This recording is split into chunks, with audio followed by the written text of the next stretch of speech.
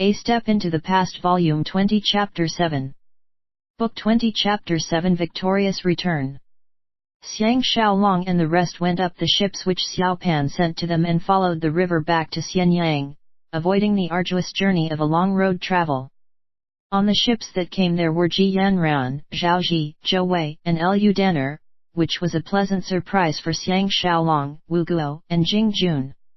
Wu Tingfang, the perfect mother who loves her son more than her own life, did not come along because she wants to stay at home with Xiang Bao'er.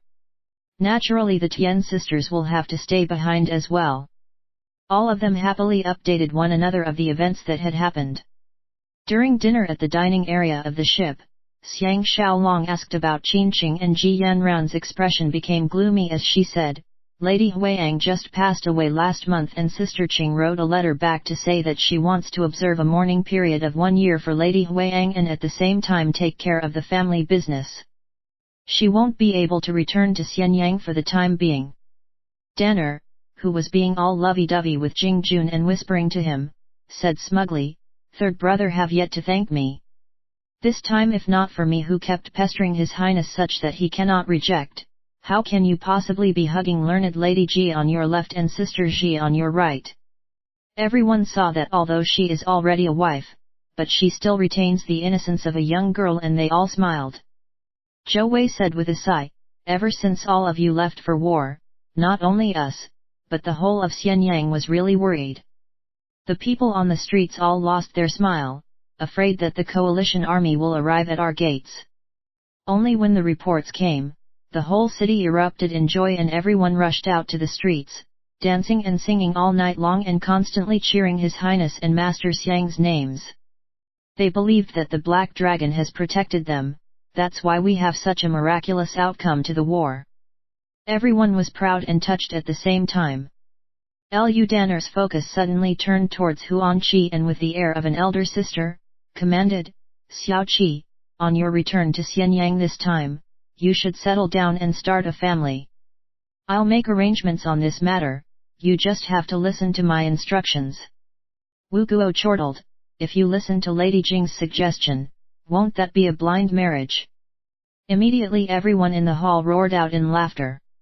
As Lu Danner was staring angrily at Wu Guo, Ji Yanran said, "We heard that once Lu Bue received news of your great victory, he lost his appetite for 3 days. 3 days before we left to come here, he led his people and went to his new house at Donggan. But we suspect he has another ulterior motive, maybe he's gone to see people like Changqiao and Dubai." Teng Yi asked, "How's Lu Bue's relationship with Lao Ai now?" Lu Danner fought to reply, "There's nothing much between the two of them, they even appeared close during Guanzongzi and Lu Niangrong's wedding, talking and laughing. But the people under them were having a good time fighting one another. Now the city guards are obviously split into 2 factions, on one side is Guanzongzi and Su Shang and on the other side is Han Xiet. And Su Shang and Han Xiet are fighting over drunken Windloff Xiang Yu, arguing all the time." She turned towards Xiang Xiaolong and said, "Lord Chongping instructed me to inform all of you first that he will be arranging another celebratory feast for all of you at Drunken Wind Loft." Huan Qi was concerned about the reinforcement troops he single-handedly trained and started asking about the Meng brothers and little Wang Bai's situation. Zhao Ji said, "His Highness has promoted Xiao Bai to general and sent him to Dongzhong to support Wang. That Li Mu is really formidable, all of his battles are swift. If not for Commander General Wang who is there to hold the fort, I'm afraid we'd have lost the 4 counties in the east." Teng Yi asked about Meng Ao and Ji Yanran's side. He fell sick shortly after he was summoned back to Xianyang. That heartless man Lu Bue was very cold towards him. Now Lu Bue is fully supporting Guanzongzi, Su Shang, Zhao Piyu, and Lian Jiao. Recently he sent Guanzongzi and Zhao Piyu to attack Han, and I heard they even managed to take over a city. Xiang Xiaolong thought that this is a big headache. After all, Lu Bue does hold power in his hands, and now that he is in cahoots with Changqiao and the rest, he'll be even more difficult to deal with. Guanzongzi is well versed in both scholarly and martial pursuits. If he turns into another Meng Ao and start to rebel at a later date, there will be even greater trouble.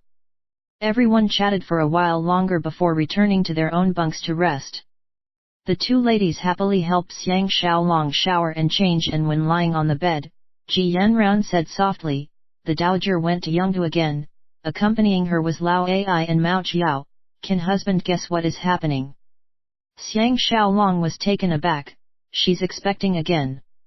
This is her second pregnancy with Lao Ai."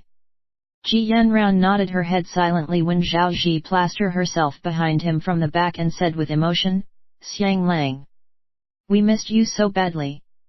Learned Lady Ji, who was in front of him, blushed immediately as she gave him a coy look. What followed after is of course what everyone knows will happen. When Xiang Xiaolong and the rest were disembarking at the jetty outside Xianyang, the musicians started playing a welcome tune. Xiao Pan, Lord Chongping, and the other court officials have already been waiting a long time on shore. On the way back to the palace, the people filled the streets, cheering and letting off fireworks. Lanterns and banners were hung up in every household, and the atmosphere was lively, filled with the Qin people's gratitude and enthusiasm. The Crown Prince and Xiang Xiaolong's name was constantly being chanted. Under Xiao Pan's lead, all of them went to the temple first to offer their prayers to the ancestors and late rulers of the Qin royal family, and at the same time mourn for the warriors who perished in the war. After that, it was announced that a state feast will be held that night where the three armies will be given their rewards. After that, Xiao Pan had a meeting with Xiang Xiaolong at the inner court, and with them were Xiao Pan's three other trusted aides, Wang Ling, Li Si, and Lord Chongping. By this time, Xiao Pan is 19 years old in name, but in actual fact he is 21 years old. He's already an adult. Although he is half a head shorter than Xiang Xiaolong, but compared to the average person he is already considered well built. Besides, he has wide brows and a solid back, full of self-confidence, his eyes deep with unfathomable knowledge. The power and influence that is befitting a ruler can indeed convince one to put down their lives for him. He was just sitting casually, but his imposing aura is enough to make one have the urge to rush forward and throw themselves at his feet. After everyone congratulated Xiang Xiaolong, Xiao Pan said happily, "So do you prefer me to address you as Grand Tutor or Commander General?" Everyone roared in laughter. Xiang Xiaolong replied with a laugh, "I think Grand Tutor still sounds much better." Xiao Pan shook his head and sighed, victorious but not proud. "I'm afraid Grand Tutor is the only person like this in Great Qin. Grand Tutor's battle have solidified Great Qin's foundation to unify the world and have helped me regain my reputation greatly. Now no one will dare to talk behind my back and said that I've been treating Grand Tutor too well." Lord Chongping smiled. Lu Bue has long been making a fuss over His Highness's treatment of Han Chuang, but His Highness just replied that there's no such thing, and it's enough to hold off Lu Bue's arguments. If anyone asks about it in future, Xiaolong can use the same famous words as an answer. A warm feeling welled up in Xiang Xiaolong's heart. Xiao Pan said, "This is just a small matter. Even if Han Chuang is released, how capable is he of doing anything substantial? This goes to show that Grand Tutor is not a heartless person like that Lu Bue. But if you do manage to capture Li Mu in future, Grand Tutor must never release him." Once Xiang Xiaolong thought of the possibility that he will meet the most respected and most fearsome Li Mu on the battlefield, his heart sank. Wang Ling understands his feelings and said with a smile, "But for now such a situation will not arise. Right now Li Mu is moving his troops to attack Qi. Not only has he fought back the Qi troops who were trying to make use of the opportunity to take over the Zhao people's land, he has also taken down Raoan, which belongs to Qi, which gave his king some relief. Li Mu is indeed formidable. As long as this person remains, he will become our greatest obstacle in moving easy." Li Si said, "This time Xiaolong has executed his prowess. Even as Sun Wu is resurrected, he won't be able to win this battle as swiftly and beautifully." After Xiang Xiaolong expressed some humility, he had a thought and said, "Now that your Highness's power and influence has grown so greatly, it's time to summon Wang Jian back." Lord Chongping said, "That is indeed His Highness's intention, that's why he is planning to send the two brothers Meng Wu and Meng Tian to Wei for war. Once they have the experience, they can take over Wangjian. But if we act rashly on this matter, this important position which will hold great power over the border soldiers may end up in the hands of Liu Buwei and Lao Ai's men. Xiao Pan lowered his voice. Meng Ao is very seriously ill now. When I visited him some days ago, he was full of praise for Grand Tutor, so it seems that he is indeed sorry. Xiang Xiaolong told them about how Meng Ao had asked him to take care of the Meng brothers. Xiao Pan got excited. Once the dowager returns, I want to appoint Grand Tutor as Marquis. No matter what, Grand Tutor's position cannot be any lower than Liu Buwei. Xiang Xiaolong saw that there are others around and it's inconvenient to raise his objections, so he just accepted without much enthusiasm. In another 3 years Xiao Pan will be crowned as king. His only hope is that before that day arrives, if he need not to face Li Mu on the battlefield, this is enough to thank the heavens.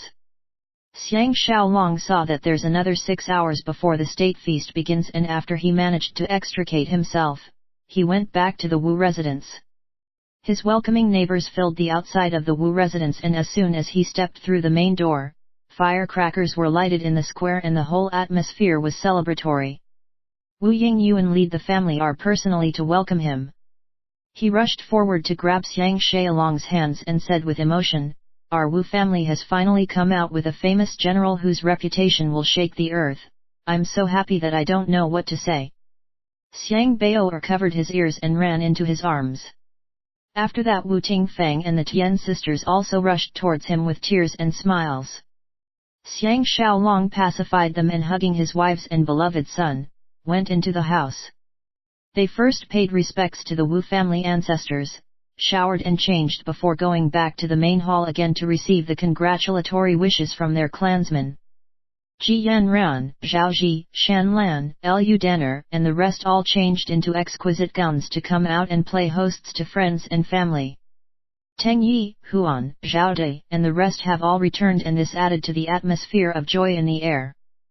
Zhou Yang made great contributions thanks to the Eagle King, so now his status in the Wu family is vastly different. The Eagle King also became the main focus of attention, even more than Xiang Xiaolong, as the children all gathered around it, pointing and expressing their admiration. Wu Tingfang clung herself to Xiang Xiaolong and behaved coquettishly. Although this pretty wife of his is more than 20 years old, but her looks and behavior is still as lively as when they just met when she was a young girl. Xiang Xiaolong found a chance to discuss with Teng Yi, "I plan to suggest to His Highness that I want to resign from the position of cavalry commander, so second brother will have to take care of them in future." Teng Yi replied with a laugh, "Third brother should know very well that I am not interested in a career at all. In my opinion, why don't we let Xiao Jun take over, with Wu Guo and Zhao De supporting him? We can try to promote 2 more people at the same time." Xiang Xiaolong replied, "Then make it Zhou Yang and Wu Yan. The other guards can be rearranged to join the cavalry.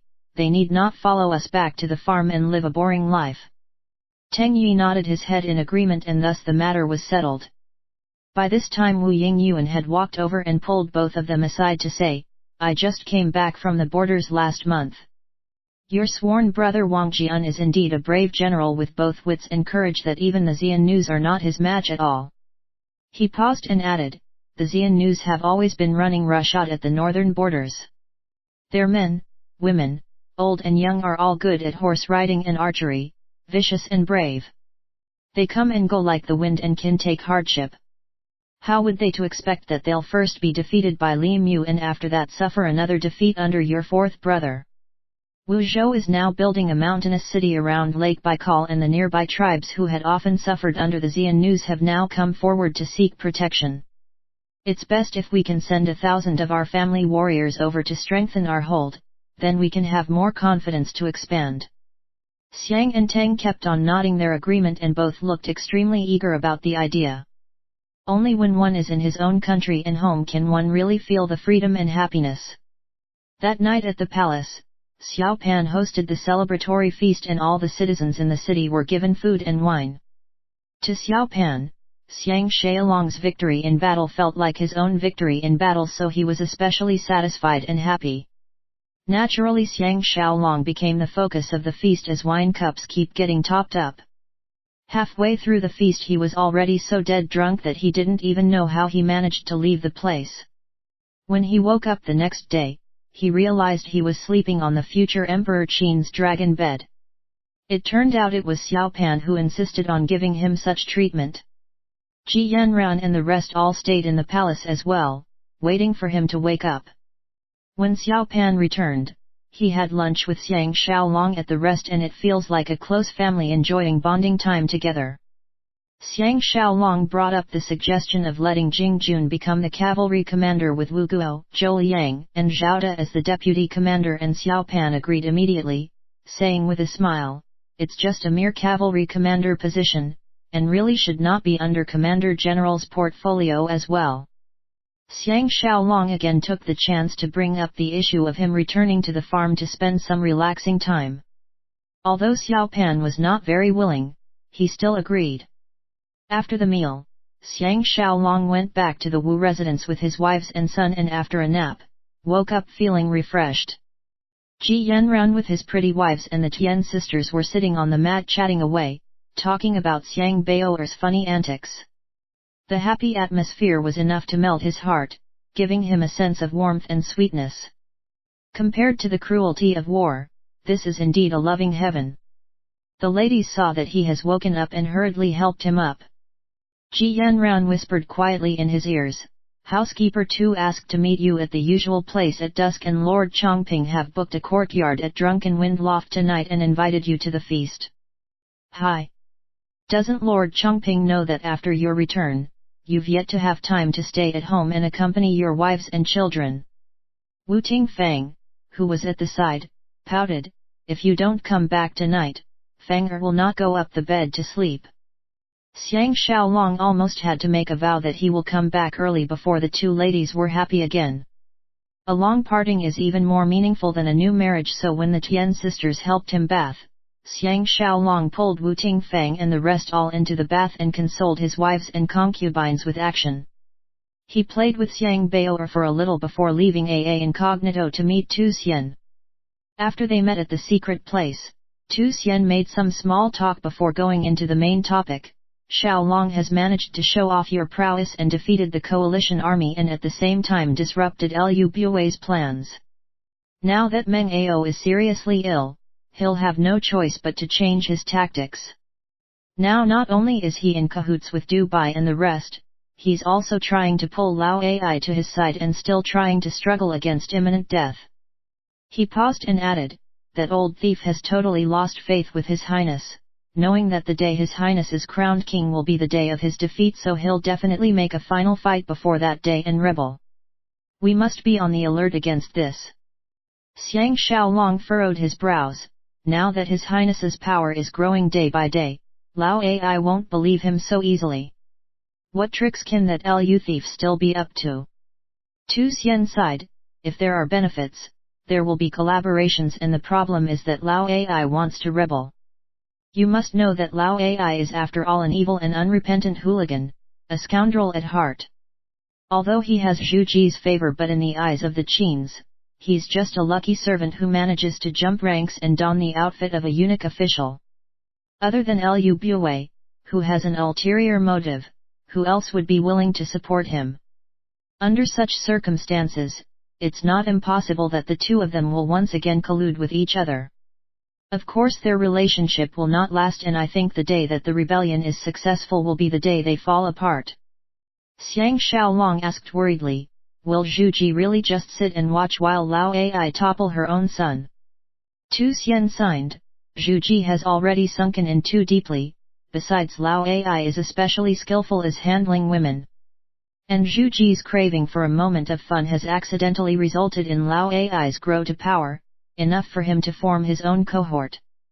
After Xiaolong went to war, Lao Ai interfered in all matters big and small, his capacity as leader of the court officials, to the extent of addressing himself as a foster father so one can see his true intentions."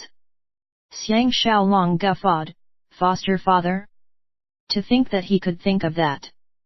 First it was Lu Bue, then it's Lao Ai. Don't they ever think that by riding on the head of the ruler, they might attract death? Tu Xian signed. How many people can be like Xiaolong who will retreat once mission is accomplished and avoiding the outcome of being a dead rabbit or cooked dog star? I heard from Mr. Tao that the day His Highness is crowned king will be the day all of you will retire to the north. I wonder if you'd be willing to let my clan follow behind you as well. Dead rabbit or cooked dog, a Chinese idiom referring to the king of Yu during the Warring States period. King of Yu is a person whom one can only share hardship with, but never fortune and glory. When he was fighting against Wu, he was very good with his men and formed deep friendship, but once they won the war, his attitude changed and those who helped him risked being put to death for minor matters. Xiang Xiaolong replied solemnly, to be able to ride side by side with you on the Great Plains of the North would be something that I will absolutely wish for. Tu Xian was so touched that he reached out and grabbed his hands, unable to speak at the moment. Xiang Xiaolong asked about Lu Bue's situation and Tu Xian replied, I almost forgot one thing. 2 swordsmen from the state of Qi came recently, they are both disciples of Jixia Academy's sword sage, Cao Kai Hudeo. One of them is called Ren Qun Li and the other is Fang Yang. They seldom show themselves and are very secretive. If my guess is correct, they must be skilled fighters sent to Xianyang by Tian Dan under Lu Bue's request in case there is a need to assassinate Xiaolong. Xiang Xiaolong exclaimed, if that is the case, why would they let Brother Tu find out about their identities? Tu Xian chortled, that's because I have a lot of spies and links, and they overheard the private conversation between them and Su Shang, and with the facts I was able to guess that Tian Dan is behind this. Now the person Lu and Tian hates most is Xiaolong, so even if benefits is not a consideration in killing Xiaolong, it will at least give them a sense of joy in getting rid of you. Xiang Xiaolong guffawed, you think there are not enough people who want me dead? Oh right, is that Su Shang fighting with Han Ji over Yang Yu? Isn't that almost like their version of a continuation of Lu's fight over Mimi? Tu Xian gave a cold snort, what's there to fight over? Lu Bue have already given strict orders to Su Shang not to fight with Han Ji, that's how I found out that Lu Bue intends to collude with Lao Ai. Humph. Ever since that lad became an official, he's getting more and more conceited. Any verbal disagreements and he'll start hitting proper, and because he has the backing of Lao Ai, even His Highness can't do anything to him. But now Han Ji have lost interest in Yang Yu because a new beauty, who is even prettier than Dan Mimi, have arrived at Drunken Wind Loft. This lady can indeed evoke pity from anyone who sees her, and she has insisted that she will only sell her craft but not her body, so which man would not want to have a taste of her? Xiang Xiaolong exclaimed in surprise, there's such a thing as selling only the craft but not the body? Who can protect her? Tu Xiang replied, just based on her name Feng Fei from a dainty swallow alone is enough to ensure her chastity.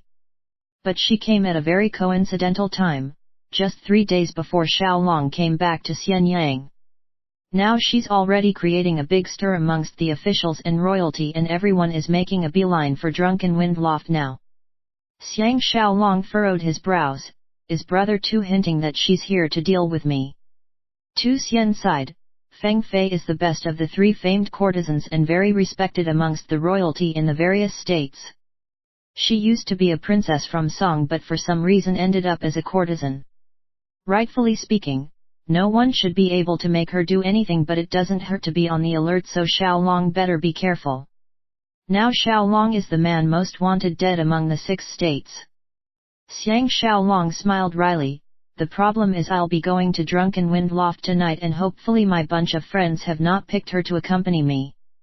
Tu Xian said with a smile, if she's willing to drink with you, then Xiaolong should be even more careful, because ever since she arrived in Xianyang, she has not agreed to drink with anyone yet. Xiang Xiaolong laughed ironically before he sighed, beauties just have that kind of mesmerizing power. We men obviously know that they are up to no good, but no matter what, we'll always be able to find some good points about them and forget that maybe behind their exterior beauty is an evil heart. Tu Xian said with a smile, you'll understand once you see Feng Fei. She definitely is a stunner who possesses both interior and exterior beauty as well as intelligence. Maybe because of the different stands, she will become a manipulative enemy. Luckily Xiaolong has always been able to resist beauty, so no matter what ulterior motive Feng Fei has, she will not be able to execute them. After chatting a little longer, the both of them parted. Xiang Xiaolong suddenly have the urge to visit the critically ill Meng Ao, but because he had to attend Lord Changping's banquet, he had no choice but to leave this visit until the next day.